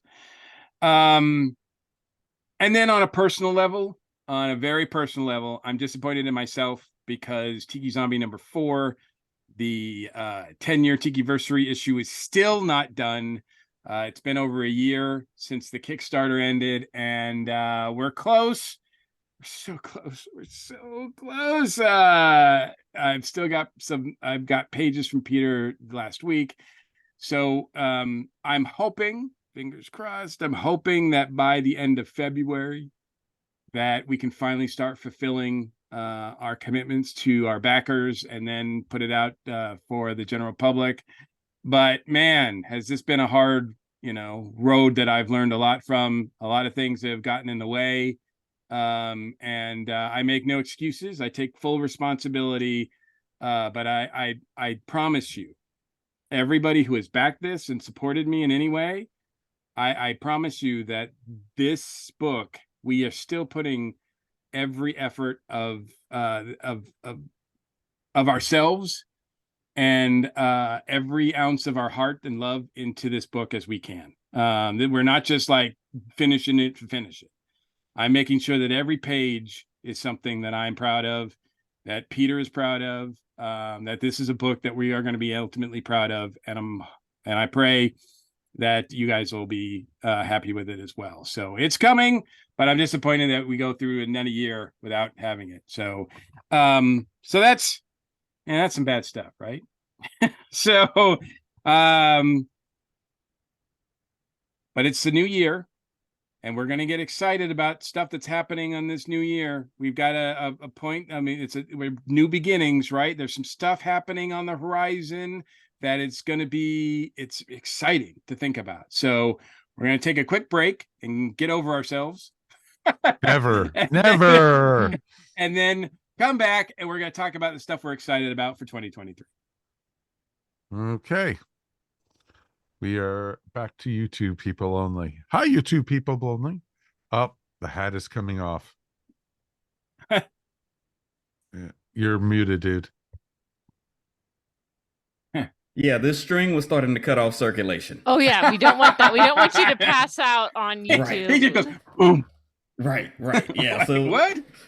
No, I mean, think about what I'm saying now when I have blood flowing to my brain. Imagine the things I'd say, once the circulation is cut off. Well, this is where it starts getting really interesting. Okay, Yeah, got exactly. it. That's awesome. That is awesome. But yeah, it's interesting too because with New Year's just passing, and it's a ton of fun because we got a lot of great stuff coming, and I was just like on New Year's Eve, I was like sitting around just like going, 2022 was a fairly geeky year. I can't wait to see what's next and everything. And, I think it's going to be a ton of fun to see what's going to happen. All right, Mr. Mike, you ready to wrap this sucker up? Let's do it. All right. In 3, 2. Welcome back, everybody. And now it's time to talk about this year, the year that we're in. 2022 is past, right? We're not going to cry over spilled milk. We're going to look forward to the things that are coming out in 2023, both in real life and on TV, in movies, books, et cetera, et cetera. There's some really cool projects coming out that are slated to come out this year. Obviously, things might change, but there's a lot of stuff on the horizon. And I want to know what these people here in front of me who are with me are excited about. Starting with you, Channing. What is something you're geeking out about the most, you think, about 2023? Ooh, the most. I'm excited to hit some smaller cons and some different cons. Like I do Dragon Con every year, like clockwork, and I love it. But I'm looking forward to trying a few others. Blurred Con is already circled on my calendar. I recently moved back to Louisiana. We've got Louisiana Comic Con, and here in my hometown, Lake Charles, we've got SIFA-Con. So I'm definitely going to those. Yeah, and of course, Joe Fest in Augusta because I'm a huge G.I. Joe fan. So I'm looking forward to spreading out and doing some more cons. I'm also really excited about the possibility of being on some more panels. Last year at Dragon Con, I think I was on like somewhere like 8, maybe 9 different panels. A couple of them were ones that I submitted, other ones I was, and I had a great time. And I'm really, Amateur, come on. yeah, Oh, I got to get my numbers up, I know. But yeah, it was a great time. It was something different. I enjoyed, interacting with people and cracking jokes and talking about borderline obscene comic book characters, the stuff you do at Dragon Con. So those are definitely two that I'm looking forward to. And as far as TV and entertainment, I know this is kind of low-hanging fruit, but I'm excited about Ant-Man Quantumania, mainly Yeah. because I'm a huge fan of Jonathan Majors. Yes. Yeah, and seeing him as Kang, who is one of my top five villains, I'd say. He's below Doom, but he's still in my top five. Yeah, I want to see, just seeing the little bit of him that we got in the Loki show. I'm excited, and I think they're probably going to use Quantum Mania to maybe reset a few things in the MCU. Nothing bad or anything, but maybe just to, maybe recast or undo some things. So I'm just curious to see where they're going to go with it afterwards. Yeah. I mean, it's hard not to get excited whenever for me, whenever a new MCU thing comes out, whether it's a series or a movie. I think we've got 3 movies scheduled for this year to be released, and I don't even know how many series. So, but when they're released, I will be there for every single one of them because, I still feel the quality and the consistency has been there, and I'm excited to see where they're going to go with it. Yeah. And just a quick honorable mention. This is more of a wish than anything else that DC gets their act together. I'm not a Marvel fanboy. I'm not a DC fanboy. I just love good content. And I want to see some competition. I want to see some good shows with characters from the DC side again. So 2023, I'm wishing that James Gunn can right the ship. He's not perfect, but I do think he has more hits than misses. So, come on, DC, just be good. I don't even need you to be great right now. I just need you to be good in 2023. I think we're gonna have to wait to 2024 really to see the effect because all the stuff that's on the plate, like that's still going to be released, whether it's Aquaman or Flash or the CW stuff or whatever is going to play out here still. I don't think any of the things that he's working on are slated for this year to be released, but hopefully at least we get news of projects coming out so that by the end of this year, we'll be excited for what's coming, right? Oh, and the Shazam movie's coming out pretty soon, right? Oh yeah, So it's coming out in what I think March. yeah. So we're very close. So I mean, there's some decent stuff hopefully on the horizon. But oh yeah, Ashley, what about you? What are you excited about the most for 2023? Yeah, so real life is I'm looking forward to putting together a new cosplay. Every time I make a cosplay, I'm like, this is the last one. I'm going to stop after this, but I never do. I am going to do a mashup cosplay, which is a little bit different than something I've done before. I'm going to do Rhaenyra from Game of Thrones, but as a Jedi character. So I got my first wig. This is going to be one of my first wigged cosplays because you can't be a Targaryen character without like the long platinum blonde hair. So I'm really looking forward to working on that and taking it to my regional con. And then in terms of stories, I'm most geeking out about is Dune 2. I just absolutely loved Dune Part 1. It was my favorite movie of 2021, and I have managed somehow to remain pretty much unspoiled. I had read Dune years ago, but thanks to my memory, I've pretty much forgotten what happened in the second part of the book. So I'm looking forward to going into the movie and finding out what happens, and then also revisiting the book. What's interesting is when I first read Dune, I didn't connect with the story at all, but thanks to the new movie, I really got into the story. And when I went back and listened to the audiobook version of the book, I thought, I don't know what I was talking about before. This is amazing. So it's really fun to revisit something that I didn't connect with years ago, but now is something that I'm really into and excited about. So just really looking forward to seeing what they do with Dune Part 2 and hopefully more Dune stuff beyond that. Yeah, absolutely. Absolutely. Although they won't announce it until like weeks after or months after the second one comes out, probably like they did Right, the and first one. this is like Warner Brothers. This is all tied up in the HBO Max stuff, so I am a little concerned about that. But at least, you know, if I get Dune Part 2, I'll be grateful. Like if they cancel that as a tax write-off, I will be protesting in front of the studios. So And I think another thing about Dune 2, the reason why I'm excited about it is because with Dune 1, as much as I liked it, I didn't see it on the big screen. Because yes. it was just a streaming thing, really. So there was no like, I mean, I know that it was released, but that was still earlier in the pandemic for me, so I didn't want to risk it. But now, if I think they would be smart to re-release the first one in Yes. theaters prior to the release of the second one, just so that people could experience it again on the big screen, or have that opportunity, because I think I would take them up on that. Oh yeah, I was fortunate enough to be able to see it in IMAX when it came out, and it was just incredible. So hopefully there'll be a double feature. Yeah, it's gonna be a long day in the theater. Yes, yeah. An intermission needed between them. So Yeah, those are not short movies at all. Nothing is short these days, as far as movies goes. Mike, what about you? What are some of the things you are geeking out about or hoping to geek out about this year?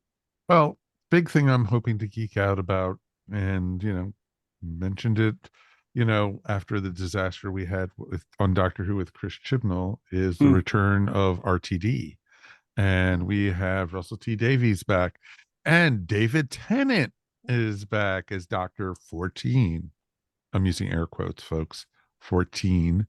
And so it'll be very interesting to see what we get out of that. And I'm looking forward to that. I'm also looking forward to getting, of course, another, love of Shazam. I love, you know, seeing Shazam, and looking forward to seeing more Ms. Marvel, Captain Marvel, and Photon all together in the Marvels is going to be amazing. Looking forward to getting a second season of Strange New Worlds. And, there's just, and we're also in a couple weeks going to be getting a new season of Bad Batch, which is even, yes, which yes. is pretty darn awesome. And also, one of the shows that I know both Ashley and I just love is the PBS new version of All Creatures Great and Small. Yes. Oh, it's so good. As of January 8th, I think it's going to be Hmm. premiering. And so we have some amazing, amazing stuff coming. And that's just the tip of the iceberg, folks. We have stuff coming out later in the year. And it's always great to see. And, we'll be bringing it to you here on Earth Station One, which is the best part about it and everything.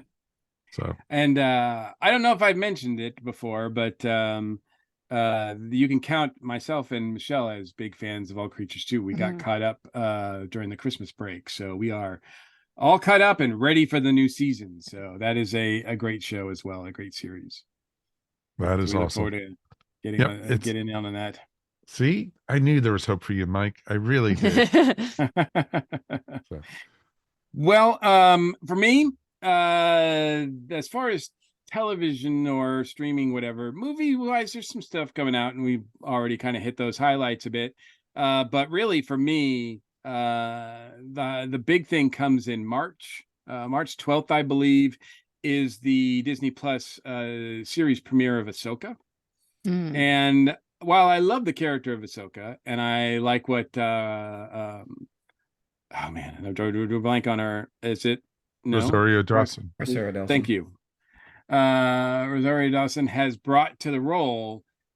Uh, it has been very much hinted at, and I don't know this for sure if this is going to happen, but it's been very much hinted at that we will see the live action debut of Thrawn, who Mm. is probably outside of the movies my favorite Star Wars character, and actually including the movies, he's one of my favorite Star Wars characters. um I simply cannot wait to see him and how he's depicted live action. And Filoni and them have done nothing bad, in my opinion, as far as bringing a lot of those and casting the right people, et cetera, and bringing those Mhm. characters to life. So I am I mean, the show might be called Ahsoka, but I'm watching for Thrawn. So Yeah. And it should continue. I think it's supposed to continue the Rebels storyline as well. Yeah. So we'll get a few more characters recognizable from that as well. And I'm very excited about that. Well, Very excited. the big one I heard is going to be, of course, Ezra. So Ezra, Sabine, they're all Mhm. scheduled. They're all rumored to be part of this as well. So I'm excited. A live action Rebels show. That would be Yeah. awesome. That has the potential to be great. So I'm really looking forward to that Mhm. TV wise. Another show, and this is kind of more on a personal note. Another show that I'm looking forward to returning on, I believe it's the Stars Network, is a series called Heels. And it is a show that the first season was okay. I'm looking forward to the second season. But it's a personal thing because one of the things that I was able to do in 2022 was actually do some background work. So I did some background work on the show. I have the potential to be in at least 4 episodes somewhere Oh, that's in the back. awesome. If it's there. I don't know if I'm breaking the non-disclosure by saying all this. So keep it under your hats. that's why he but, wears a hat, folks. But I'd be watching those with I don't know if I'll be able to pay attention to the plot and the stories because I'll be like too busy looking in the back going, I think that's me. So we'll see. But it was a great experience. I will say this. It was a great experience being on a TV set for those 4 episodes. I learned a lot about how things are made. Some of the things I already knew, some of the things I didn't know. And it was a great experience. And the people on that series, crew, cast, catering, everybody was top notch. Great. It was a great experience and great people all around. I'm really looking forward to what, and they say, and from what I've seen, it does look like season 2 is going to be better than the first season. So I'm not going to dish out any spoilers or anything like that, despite some of the things I've seen. But I'm really looking forward to, but I don't have a subscription to Stars, so I'm gonna have to cough that up, I guess. If I want to see myself potentially. But in any case, that's what I'm looking forward to in 2020. Let's make a little note there. Mike was not sitting on top of a TV set. He was on set on a TV show. So you might want to, you might want to get that. That's not one of those there. like penguin on the telly things. No, Exactly. it's not a Monty Python sketch. But one of those was a late night one too, and all night. I think I got back at like 4 in the morning, 5 in the morning. Gosh. Yeah, it was a night shoot. It was on location too. It was great stuff. We did studio stuff, location stuff. It was fun. I don't know that I'll be having that experience again anytime soon, but I really appreciated being on set for that. That's so cool. Yeah, it was great. It was great. Never say never, Mr. Gordon. Just remember. Anything else about 2023 that we're looking forward to? We have a lot of new conventions possibly coming up for Earth Station 1 and ESO appearing at, but we can't really say anything yet until the contracts are signed and everything's written in stone. But yeah, we've got some great stuff coming. Till they agree on the writers. Well, that too. All blue M&Ms and Well, exactly. You're such a hard person to, do. You just told me, Faber, I'm not showing up until I get every green M&M taken out of that pack. They're awful, man. I don't know why anybody would want to eat a green M&M. I mean, it's just unthinkable to me. A man's got to have standards. I get it. Some people. All right, so that does it for our Geek Seat for 2022 and what we're looking forward to 2023. So it's been an amazing time to be with you guys and strap that year down consensually, Channing, and get the good stuff and the bad stuff out and into the open, and so we can move on to 2023 and meaning good things. So Mike, I think we're ready to close out the show. You ready to close out the show? and get started on this wonderful year ahead of us. Let's do it. Let's take a quick break and we'll be back in a moment and we'll come back and close out the show. All right, we did it, folks. We made it through the worst part. We did it. Now that the entertainment really starts. Now, this is Are you what we kidding? really. We're also tired. There's not going to be. Yes. We're like, oh God, what do we got else to talk about? So yeah, it's a ton of fun. There's so much entertainment. There's so much stuff out there for us to talk about, and you barely scratch the surface with Yeah. this last year. And I wish we could have, we could have talked further on certain topics because there's just so much stuff that we wanted to talk on and everything. But you know what? We have the rest of the year to talk about new topics and stuff. Right. And we're going to have some returning favorites for some of the topics. And so 2023 is going to be a really big year, especially now that we have 2 episodes a week that we're going to be filling. So we're going to be super busy. So, Twice as hard.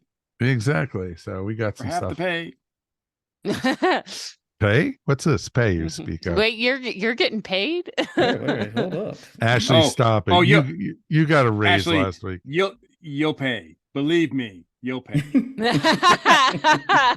we all pay. Yeah, yes, yeah. Ashley just doesn't know it yet, so it's okay. So. Ashley, your soul is bound to the podcast now. Yeah, I always say it's like Hotel California. You can check out, but you can never leave. I think I'm coming up on this is my 11th year now doing stuff. So once you're in, you never leave. Yeah, it's the mafia. Yep. Mm-hmm. Keep it up. Keep it up. We'll see who can leave and not leave Missy. Yeah. That's awesome. All right. Let's wrap this sucker up. And we are going to then do it in 3, 2. So that's going to wrap up another episode of the Air Station One podcast. We want to thank Shannon. All right. I am tired more than I even thought I was. Okay. Let's do it again. That's the great thing about doing this. YouTube, you could see us mess up and all this kind of fun stuff. And, the folks at home are like, wow, that almost sounds perfect. This is great. These guys are awesome. They never mess up. Oh, if you only thought. All right. 3, 2. Channing, thank you so much for joining us. It is awesome as always, my friend, to have you up on the show. Thank you for having me. It's always a pleasure. And feel free to bring me back to rate the butts of cartoon characters. Well, okay. That sounds awesome, I think. Okay. Well, anything you want to promote or shout out about? This just took a really turn I was not expecting. But comments aside, look for my group, Black Geeks of Dragon Con, on Facebook, Instagram, and Twitter. I always tell people we are not a protest, we're a party. We're just showing some of the diversity at Dragon Con. We do a photo shoot and some other things on social media. Again, it's just the Black Geeks of Dragon Con, and if you see us, come by and say hello.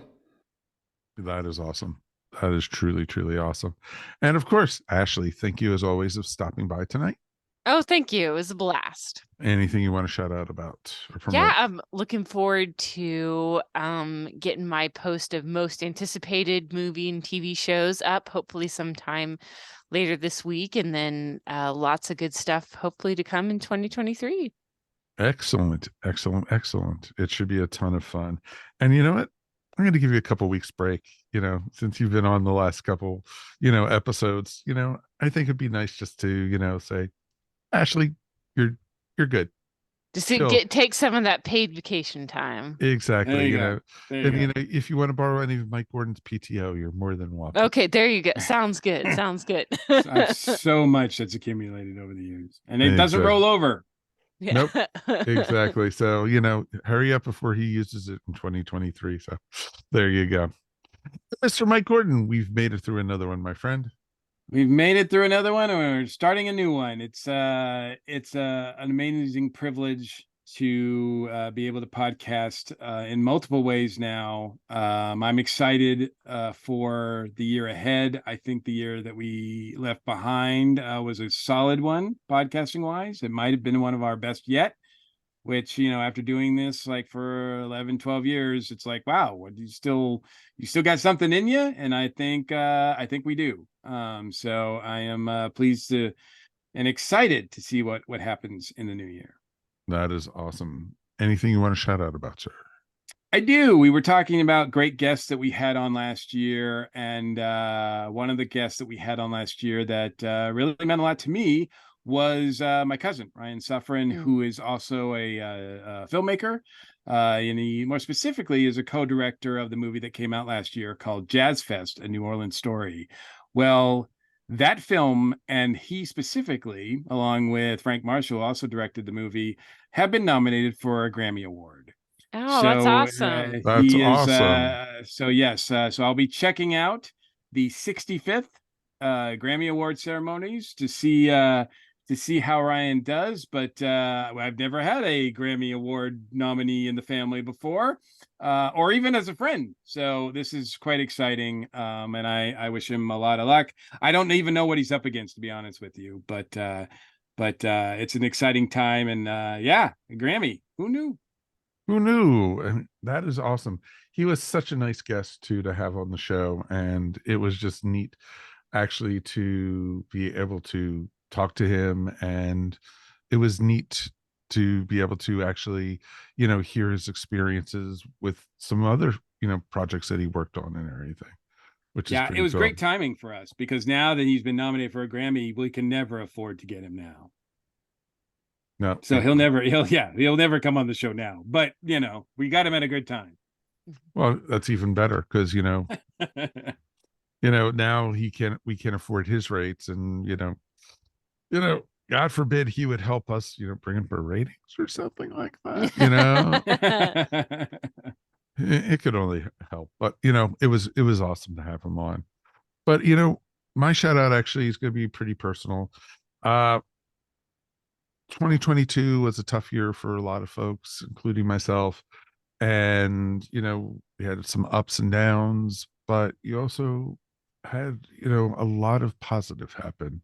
And too many people dwell on the negatives. And you have to remember the good things that happened in the year and try to think about how we can add to those in the next year and not, let them carry over and weigh us down. And that's one of my, as I like New Year's resolutions, is always trying to leave the past behind and carry it on to new things and have new adventures and everything.